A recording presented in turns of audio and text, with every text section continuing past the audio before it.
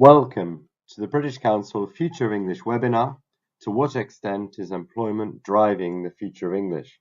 This has been specially prepared for ELT Week Brazil 2023. I'm Chris Brandwood. I'm Director for Teaching Excellence for the British Council Teaching Centres, and we have a network of teaching centres in 46 countries across the world. The Future of English project was inspired by the late linguist David Graddle, who wrote two landmark publications, one called The Future of English in 1997 and another called English Next in 2006.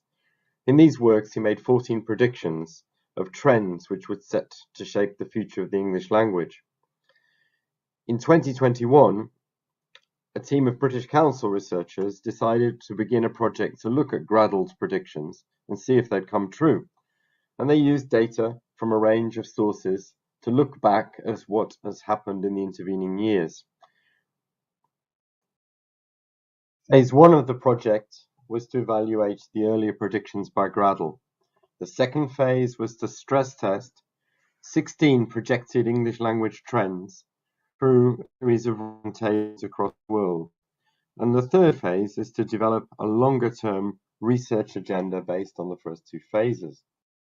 For roundtables, we invited 92 policymakers and policy influencers from 49 countries to take part in horizon scanning about the future of English based on their future priorities and needs.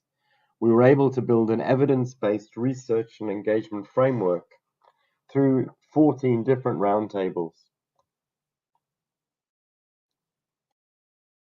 This was not so much about making predictions, but about developing a new set of themes and questions to take the research further.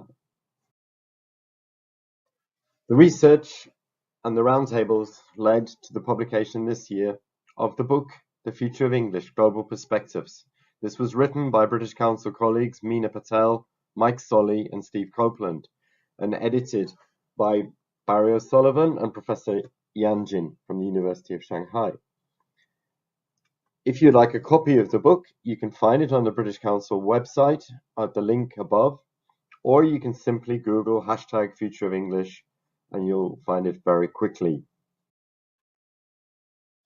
The book highlights 8 themes.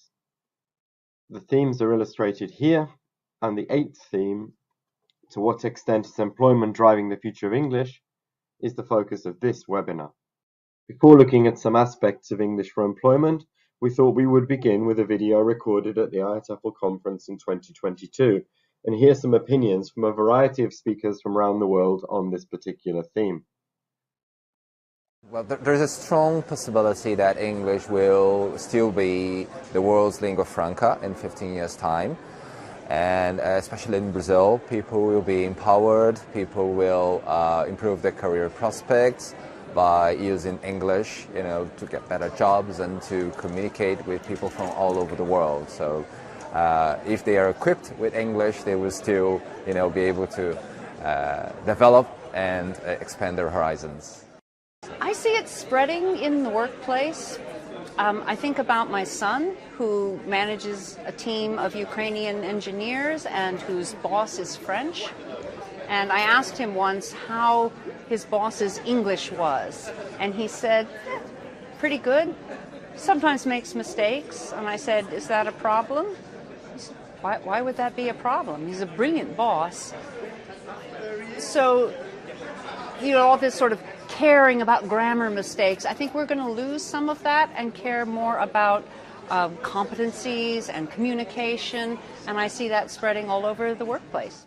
I think as English solidifies its position as the world's international global language, the tool that people use to communicate across cultures internationally, interpersonal and intercultural skills will become extremely important, and we see that as some of the top skills listed in the Future of Work research as well. So I think the skills needed for Future of Work and the skills needed as an English speaker will coincide and overlap, and we'll see more of those two things being taught in English language classrooms. In terms of English language teaching, I think from university level onwards, we're going to see increasing specialisation. I teach nurses, and what they want is vocational English.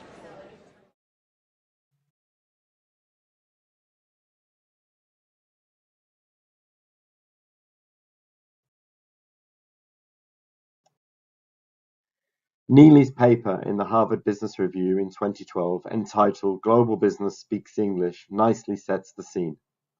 Globalization and the changes in the way that companies operate mean that new skills are needed in the workplace. What appears to be wanted is actually an all-round employee, which means somebody with both technical skills required for the job as well as the skills that we now refer to as core skills or 21st century skills, which are needed to complete the task and the job in hand. And in many cases, they also need a high level of English proficiency. Communication, intercultural skills, and people skills are particularly in demand. There was a nice interview on the BBC of Louis von Ahn, who you may know as the CEO of Duolingo, who explained he'd spent many years in his early career developing his scientific and technical skills. But now he was CEO, he realized what he needs most of the time are in fact social skills. And he wished that he'd spent more time focusing on those early in his career. The phenomenon of international and dispersed teams has expanded the parameters of English for work. Working at a distance became something of a norm during the COVID period, and this looks like it's going to stay. English has become increasingly a requirement for all sectors and at all levels, and even though the pattern is not always uniform. In terms of language levels, Gradle himself did some work when based in Hong Kong looking at South China, where in fact employers were asking predominantly for two language levels. Levels in terms of the Common European Framework were C1 for those who really needed a dominance of the language to carry out more sophisticated work tasks, but A2 was an extremely important level for those working in more transactional tasks, whether in retail, customer service, on the factory floor, and so on. By the way, all the research papers and articles and videos I mention in this talk will be listed at the end of the talk in a series of links.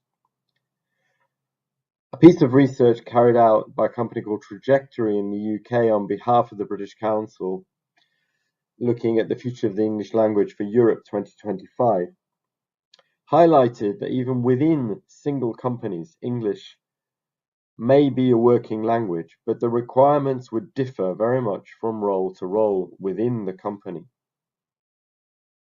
Another factor is that workforces have simply become multilingual and multicultural, and this has really always been the case. There is often more than one official language in use. English may be used as a lingua franca, or there may be a mixed approach to the use of languages, or there may indeed be different varieties of English in use.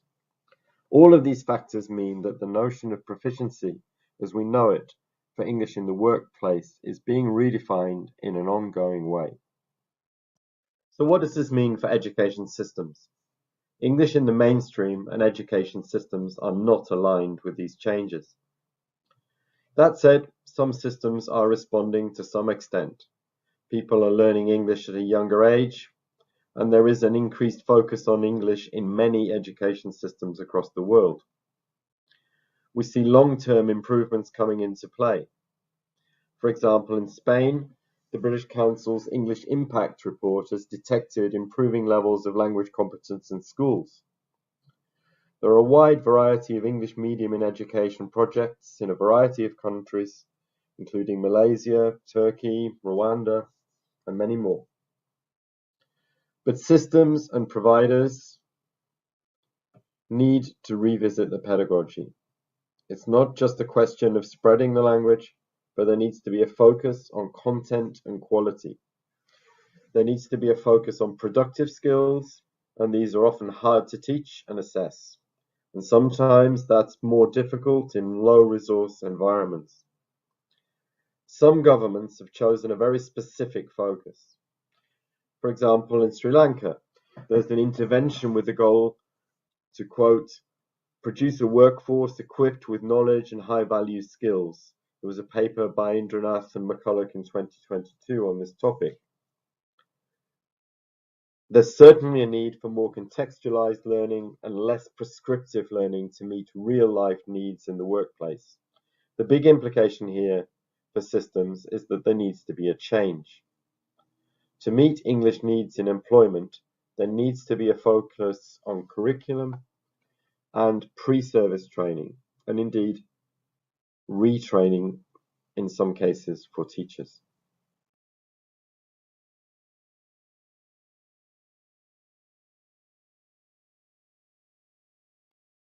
The modern workplace is increasingly dynamic and complex. It's complex linguistically, it's complex socially and culturally, and all that is beyond the new technical skills which are required. The discourses required are complex in themselves. There are professional, private, and social discourses. Modes of communication are extremely varied, including images, verbal messaging, electronic messaging, and the genres and types of presentation and media used are also complex. There's an increasing diversification in the number of jobs and types of work which use English to fulfill some part of the task required. Importantly, employers are getting better at defining the language and the skills that they need, and they are perfectly aware that they need both. The QS survey carried out for Cambridge in 2016 focused on the 4 skills, but highlighted in particular reading and speaking. In this survey, speaking, and interestingly reading, was recognized as a key skill for many employers, whereas in some other studies, again, productive skills are focused on, particularly speaking and writing.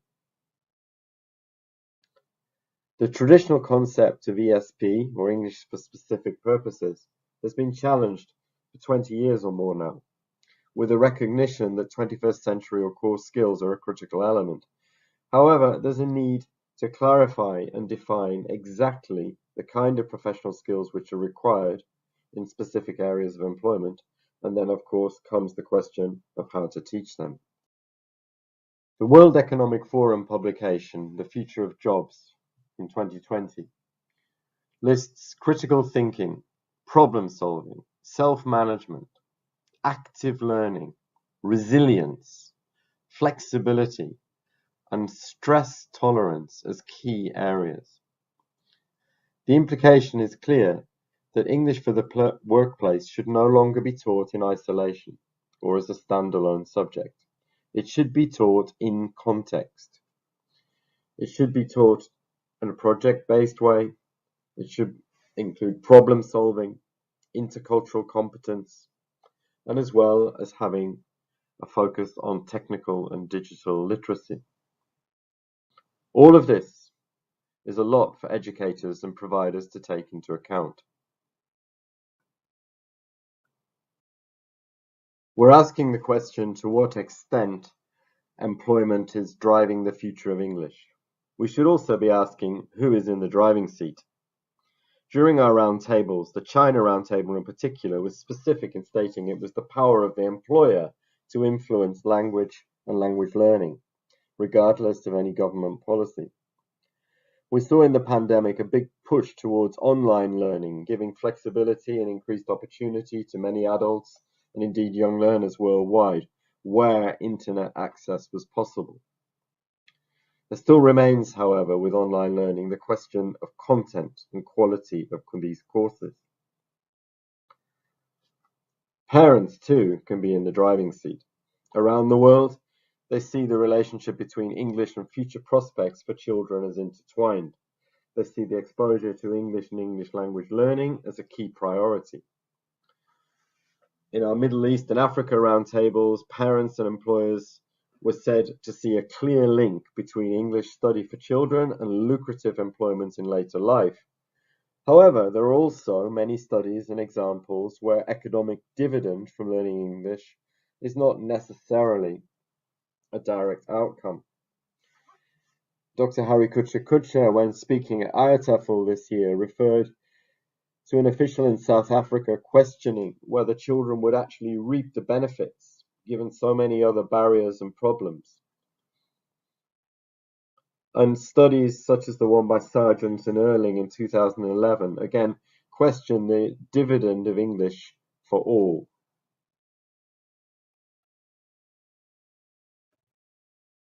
To return to the question, to what extent employment is driving the future of English, we can see that the picture is dynamic and complex.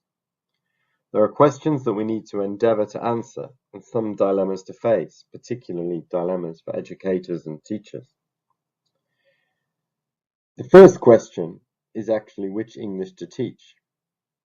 Around the world, the majority of people speaking English are L2 speakers of English. They have learned English as a second, third, or possibly fourth language. And in fact, there are various forms of English in use around the world. Some major forms include Hinglish in India or Singlish in Singapore, but there are many, many other varieties. In our roundtables, a roundtable held in the ASEAN region said that it was perfectly reasonable for employers to expect different varieties, and that employees should understand and be able to use these. In Pakistan, some have been focusing on a local model of the language rather than emulating versions from countries where English is spoken as an L1. Whichever variety is chosen, a personalized and targeted approach is plainly going to be needed in the context. A roundtable in Europe brought up the terminology native user, which was an interesting concept, leaving behind the concept of native speaker or the L1 model.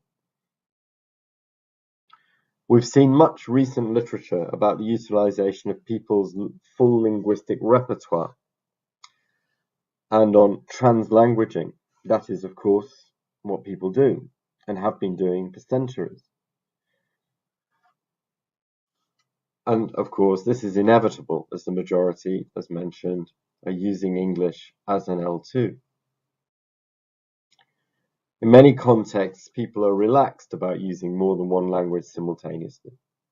And it's interesting that the new, or rather latest version of the Common European Framework Companion volume highlights plurilingualism and mediation. This means that as teachers and educators, when preparing for the learning of English in an employment context, we need to take these elements very much into account. There are also varying views on formal language qualifications. We're all used to generic type qualifications and standard qualifications that have big names around the world. There is, however, a rise in a new form of qualification known as micro-credentials, and the trend in micro-credentials is illustrated in Whole on IQ's research, which was published recently and is available online. In some research the British Council commissioned in 2018 with Trajectory, employers were interviewed and were quoted as saying that while they respected the generic language qualifications, what they actually wanted was a test was the ability to test employees on the use of language in their specific tasks, in their specific work context. So highly contextualized and highly specific and highly relevant to the job in hand.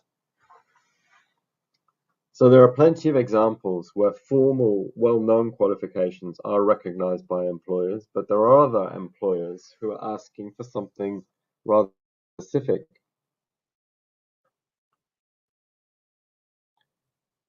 There's another dilemma, which is while parents and learners believe they should improve their English, are improving their English in order to get a job, studying the courses that are available to them, employers are saying that new recruits do not arrive with the right kind of English skills to complete the job they need for a specific context.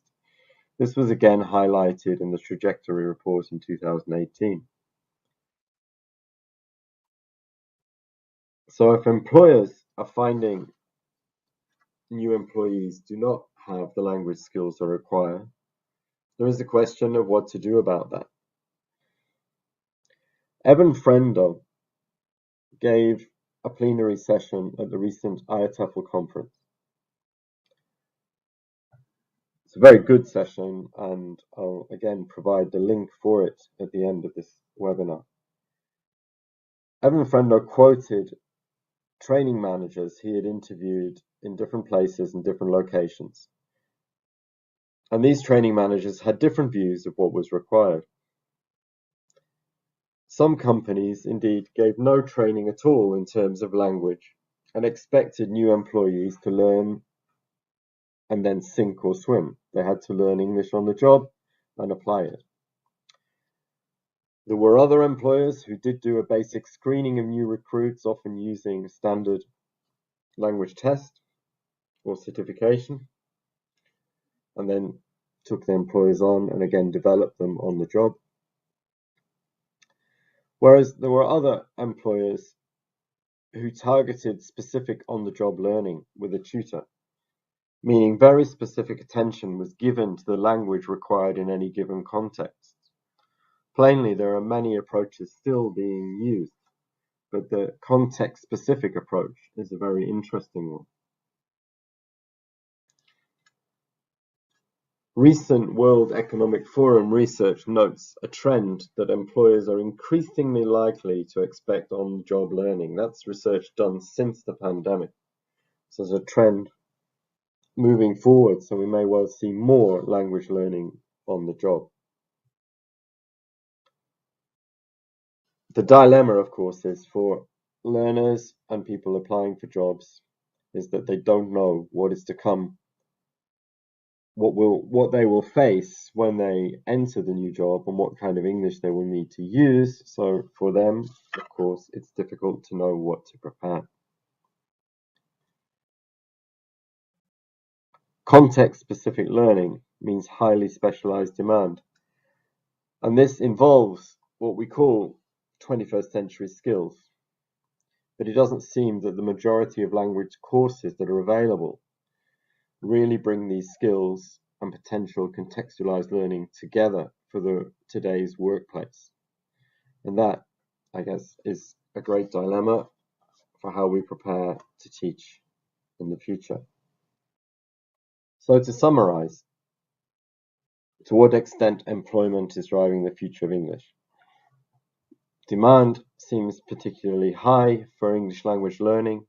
English, for the time being at least, is the predominant language for global business, and the outlook is that that will remain the same, certainly in the medium term. One thing that's interesting is that employers now seem better able to define the skills and language proficiency levels they require for specific roles. And this is something which should really inform the teaching, learning, and assessment that we put into place. English taught in mainstream education doesn't seem to align with the kind of English that's required in the workplace. And this is something to take into account to bring that alignment closer in the future. And the focus seems to be on useful, relevant, skills-based, task-based, personalized solutions which fit the context of the work to be done. So thank you very much for attending this webinar. We've come to the end now.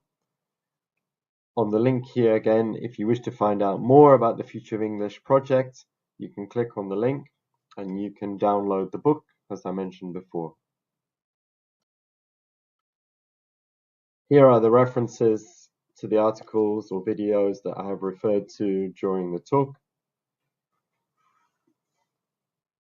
There are 2 pages of these.